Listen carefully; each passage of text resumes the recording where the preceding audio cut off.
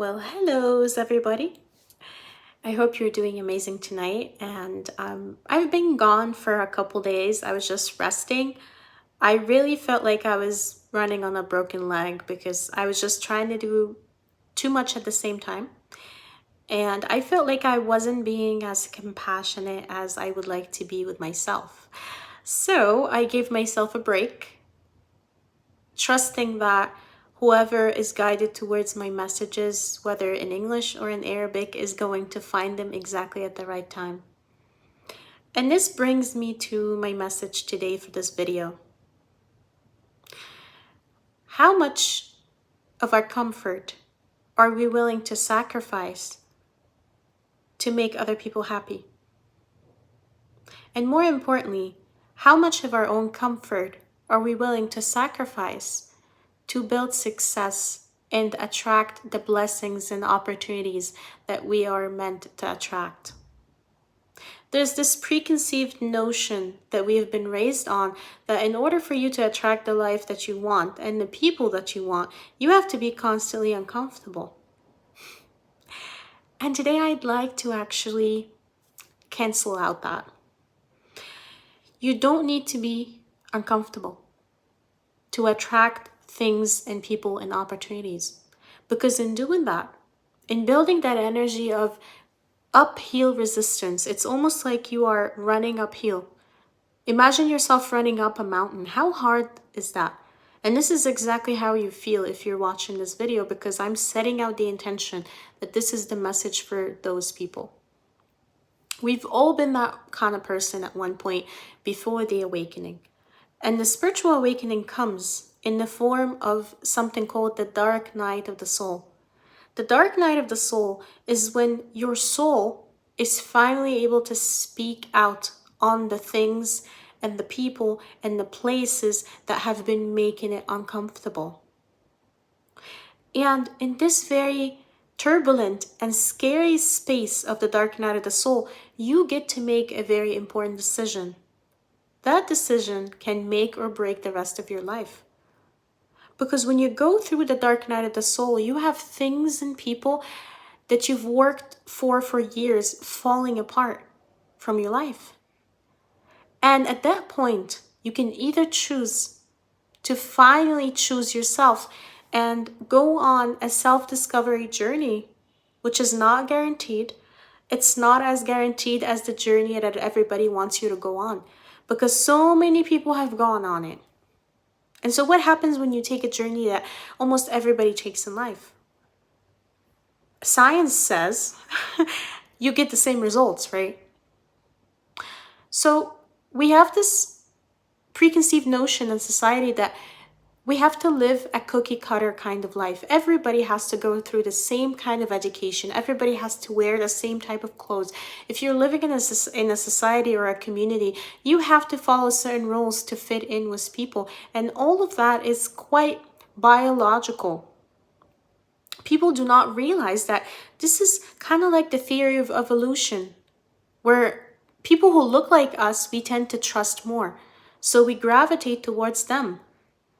But then experience has proved that not everything that looks good, not everybody that looks like yourself is going to be comfortable. And this brings up the issue of compatibility.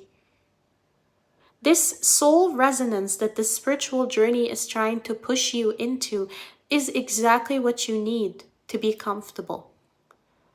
But in order for you to be comfortable down the road, you have to tolerate a certain degree of fear, which is not light by any means.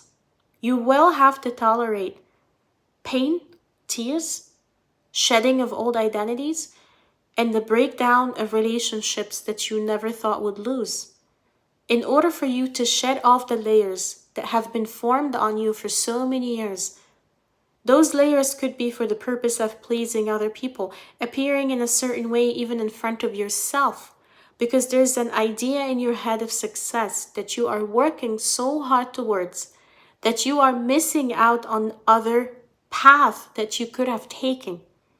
There's not only one route that you can take to get to your destination. There's route A, B, C, and each one of them has different benefits and challenges. But for the sake of society, we tend to always idealize one of those routes and assume that all humans are gonna be equally comfortable taking those routes, which is not true.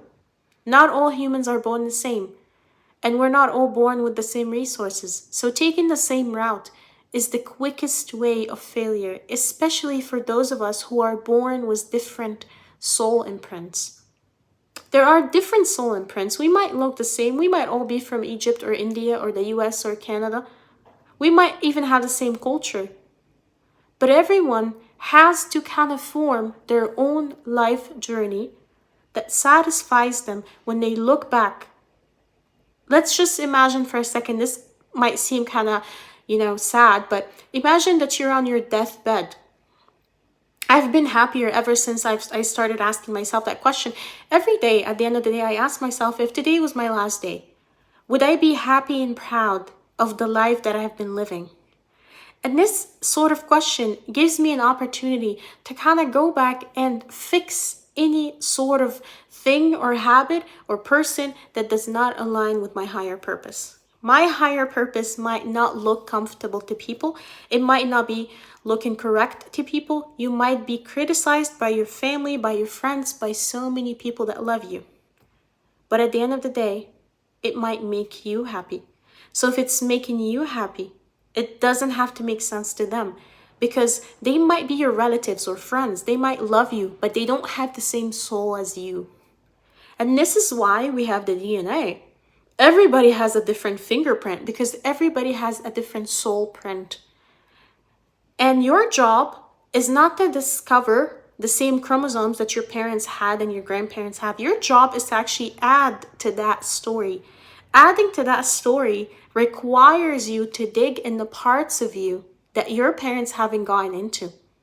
So if you're spending your life living the same exact sort of life that your parents have lived and your grandparents have lived, if you're eating the same food, if you're traveling to the same places, if you're taking the same streets, yeah, you might survive. But are you really living?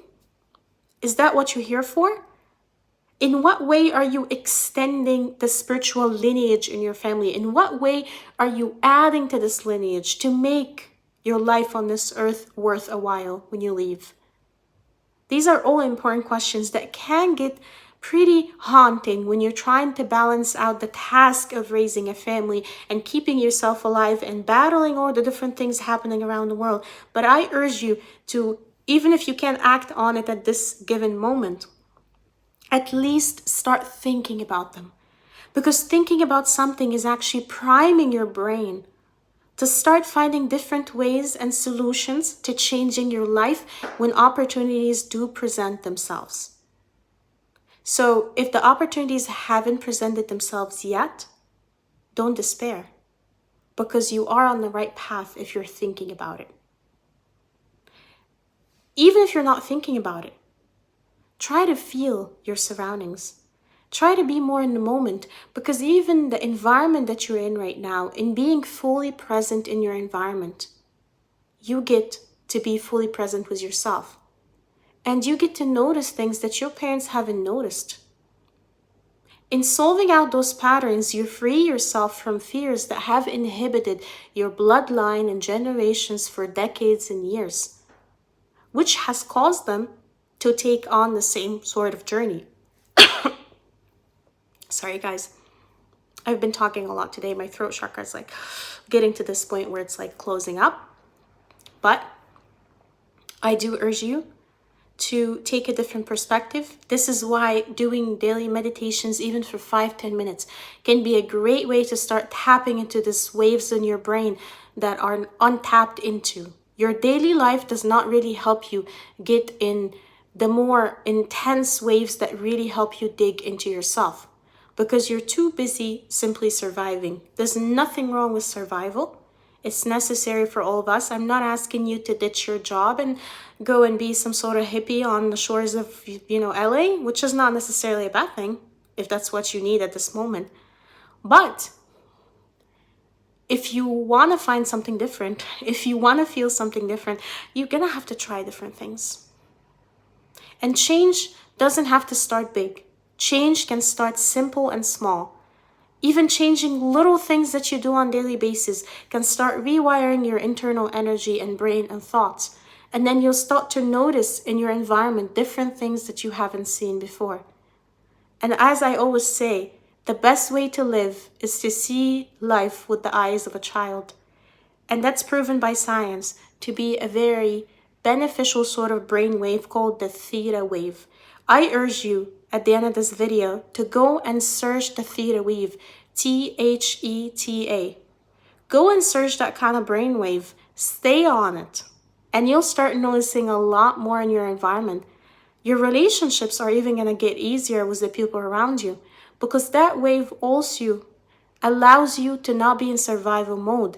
So you start loving the people around you in more deep and intimate ways.